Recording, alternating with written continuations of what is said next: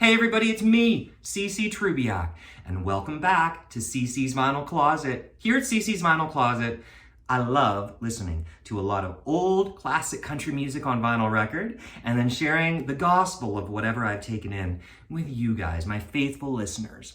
So if discovering or rediscovering the music of Jeannie Seely sounds like your kind of thing, I want you to go grab a spot to sit for a spell.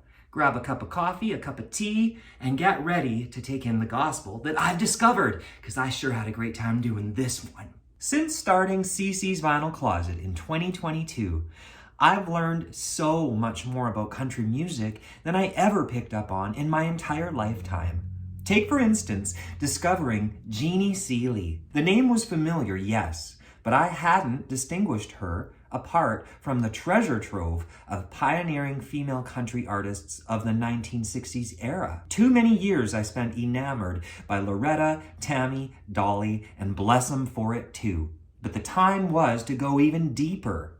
In my personal collection here at CC's Vinyl Closet, I have 3 Jeannie Seely albums. And not only have I spent time meditating on this gospel, I've read what I could in tandem, and here is my gospel of Jeannie Seely. Marilyn Jean Seely, aka Jeannie Seely, is an American country singer, songwriter, record producer, actor, and published author. She was born July 6th, 1940, and raised in northwestern Pennsylvania. And today, she is 82 years old and still going strong. Even as a child, she developed an early interest in music. And I've read that on Saturday nights, the Seely family would spend time listening to the Grand Old Opry in their car on the radio. And that's a neat story, especially when you consider that years later, she'd be singing right there on that very stage. By age 11, she started performing on local radio stations, but it really wasn't until the early 1960s when Jeannie was around 23, 24 years old, and when she broke into the music industry. Finally, in 1966, she was offered a contract with Monument Records, and the rest is her history. She's actively working today and has been a lifelong member of the Grand Old Opry. She really has never slowed down, it seems. As a matter of fact, she was first invited to be a member of the Grand Old Opry in 1967 upon the success of her very first hit single. And just in 2022, she was honored for 55 years as a member. More than 5 decades of devotion to performing on that stage. As a result, she's set a record. She's appeared on the Opry stage more than 5,000 times. That's more than any other artist in Opry history. This is a fact. Steering things for now to the gospel of her music, here are some stats.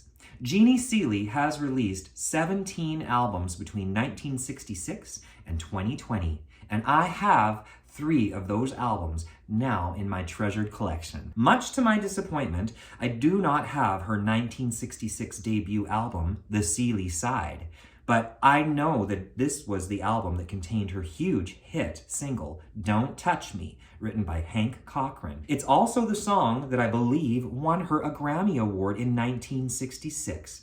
But I digress because I haven't heard it yet, so I'm going to focus on what I've got. Doesn't that make sense? One name, that is Hank Cochran, kept popping up with Jeannie and these albums. So I remember that Hank Cochran is the man who wrote Patsy Cline's She's Got You. But next, I've learned that he not only wrote Jeannie's 1966 hit, Don't Touch Me, but they were married for years. Husband and wife. I mean, what a power couple. In my collection, I have her follow-up album, Thanks, Hank. Jeannie Seely sings a 12-song salute to Hank Cochran. Monument Records, 1967, produced by Fred Foster. That's the same guy who produced Dolly's early records. Anywho, this is a fine album all in all. I've also got her 5th studio album, the self-titled Jeannie Seely from 1969, this time produced by Loretta Lynn's longtime producer, Owen Bradley. But I'm going to zoom in on my favorite of the 3, Can I Sleep in Your Arms?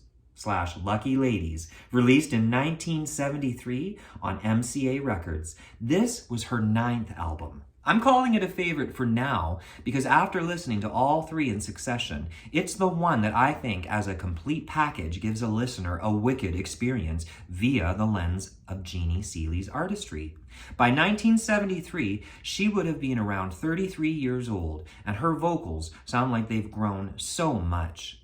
My goodness, her control and her soulfulness. Plus, I liked the honky-tonk sound of the earlier albums, but the overall production vibe feels really alive and harmonious on all of these songs. It's a shame that the liner notes don't feature any details on the players, but the pedal steel and the background vocals really add to the album's feel. Very countrypolitan-esque. This record produced 2 hits for Jeannie, both of which were written by Hank Cochran. Big surprise there. Those hits were the album's title songs, Can I Sleep in Your Arms? And Lucky Ladies. As I said, these were the hits. However, these features are short of mine, so I'm going to instead share and recommend my personal 3 favorites. They're the ones that fed me her gospel. Just to show that I'm not avoiding the Hank Cochran of it all, the follow-up track to the hit single Can I Sleep in Your Arms is called Hold Me. It, too, was Cochran penned. But this particular recording is just infused with a happiness. From the incredible pedal steel to the harmonies to Jeannie's very own big-hearted vocals. It's one of her Hank Cochran efforts that shines bright for CeCe. You've gotta take me in your arms, honey, and hold me. Play like you like me all the time. You've gotta take me in your arms, honey, and hold me. Just love my body, not my mind. 'Cause my mind just might run off and leave you and go back to the things that used to be. So when it starts to go, do like I told you. Take me in your arms, honey, and hold me. You've gotta take me in your arms, honey, and hold me. Play like you like me all the time. You've gotta take me in your arms, honey, and hold me. Just love my body, not my mind. I've read as much now to gather that Jeannie's always had a reputation for having a soulful, husky voice, one that has dubbed her Miss Country Soul since the 1960s. There's a lot of soulful sounding music on this record. It's throughout. I fell in love with a song called Pride on side 1, written by Wayne Walker and Irene Stanton. I know that you're doing lots of things that ain't right. You're out at a different party almost every night, and you're making me look like a crazy fool. So why do I have these doubts about leaving you? My heart tells me stay, but my pride tells me go.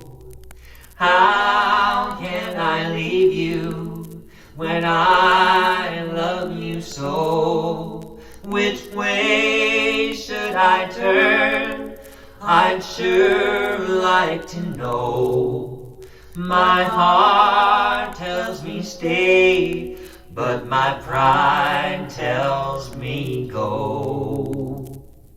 The final song I'm going to highlight today is one that Jeannie wrote herself. It's a song called Farm in Pennsyltucky, and part of why I enjoy it so much is it's one that you really get to hear Jeannie's authenticity. Something free-spirited, smart, nonconformist. I really like Jeannie's own songwriting. I've been away for way too long. I've set my feet and I've sung my song. I paid the price, but my bills are paid. I've got it made.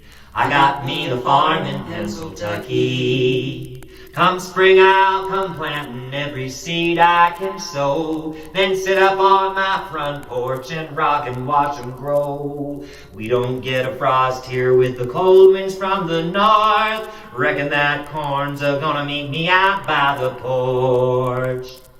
I've been away for way too long. I've set my feet and I've sung my song. I've paid the price, but my bills are paid. I've got it made. I got me a farm in Pennsylvania. Speaking of nonconformity, get this. I read that back in the 1960s when performing on the Grand Old Opry, she was told, well, called into the office rather and told, that she wasn't allowed to wear a miniskirt at the Opry.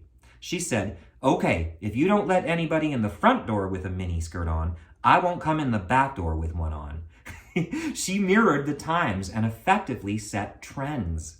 Oh, plus, I read that towards the end of the 80s, the plucky Jeannie tried her hand and personality in the theater. She even played Miss Mona in a Nashville production of The Best Little Whorehouse in Texas. Hey, I wonder if Dolly went and supported her. I'm so glad that I now have a better picture and sound to who Jeannie Seely is. Pioneering singer-songwriter of the 1960s and still trailblazing today, charting her own path and doing country music proud. I can't wait to find more of her music on vinyl record. And what about you guys? What are your thoughts on the music of Jeannie Seely? Any great recommendations or stories? As always, thank you so much for watching. Please hit that like and subscribe button. And until next week's installment of CC's Vinyl Closet, take care of you and take sweet comfort in the music.